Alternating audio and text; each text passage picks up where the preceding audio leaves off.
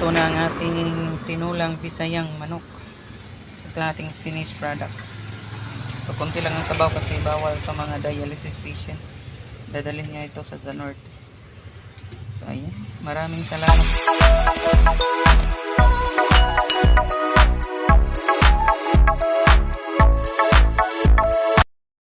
Ng tinulang manok. So una daw gigisahin pa ni Chef ko ang mga ricados natin. So, naglagay tayo ng oil tapos garlic. Yan, uling ang gamit natin ngayon.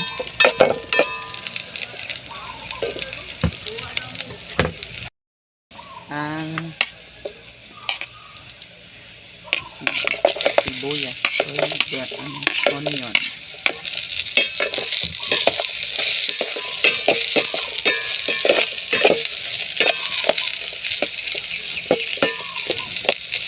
Antayin lang maging golden brown.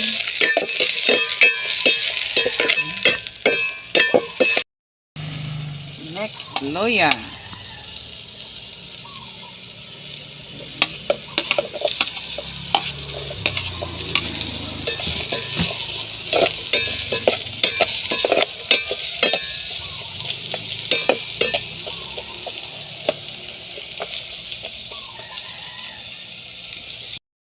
Ating Bisayang manok.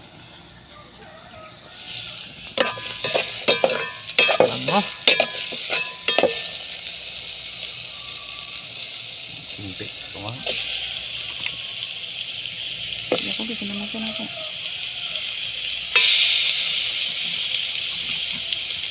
Baka ng simpik. Medyo marami itong manok na to. Walang guruya pilang tiilo-gulo. Yan, hindi na magkasya sa ating lalagyan maliit. Kasi ano to, almost 2 kilos tong manok na to.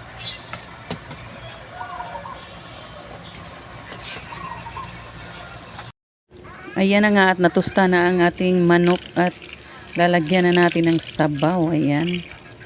Para naman lumambot ang ating manok kasi medyo matigas to kasi na basta Bisayang manok medyo matigas talaga yan. So more than 2 hours namin tong pinapakuluan para lumambot. At ito nga meron ng mga asin, meron na yung chicken cubes. Papaya. Alam mo, mas masarap no? Palambutin mo na natin dahil ito ay matigas. Ito ay sarap.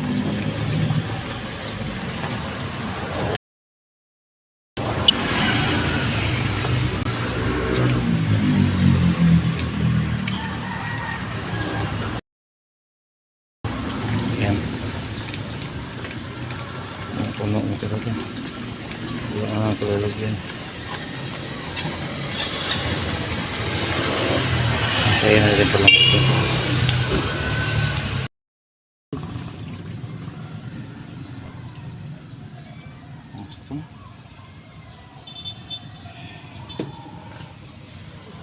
Yan, kuha muna tayo ng tanglad at saka malunggay. Muulan pa naman ngayon. Ano na. Madilim ng kapaligiran. So yan, dito na nga. Maraming tanglad dito.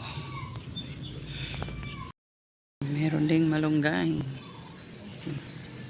Sobrang daming malunggay dyan.